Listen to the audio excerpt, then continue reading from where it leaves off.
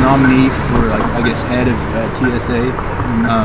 He's on record saying we need to watch more closely, like, white, Christian, Protestant Americans, and especially those who are politically active.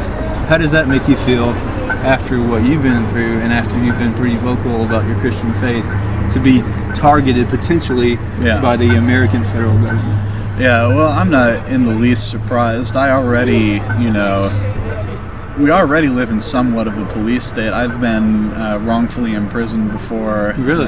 Yeah, in Jackson, Mississippi, a friend and I were held in custody for over a day on, they had to eventually let us go because there literally was no charge. They tried to say resisting arrest, which is not valid because you have to be arresting someone for something. Right. So it doesn't really surprise me at all. Christ said that the world would hate us, so for me it's just more of a question of how long until it gets as bad as in America as it has some other places. And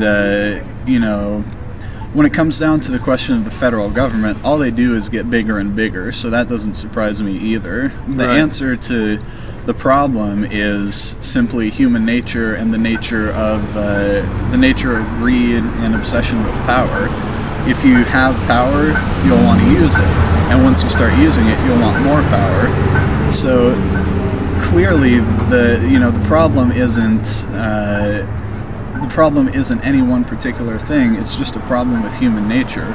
People will always have hatred. People will always have greed. Right. And the question is, what can we do to prevent that hatred and that greed from infringing upon the God-given rights that we are supposedly guaranteed in the Constitution? Right.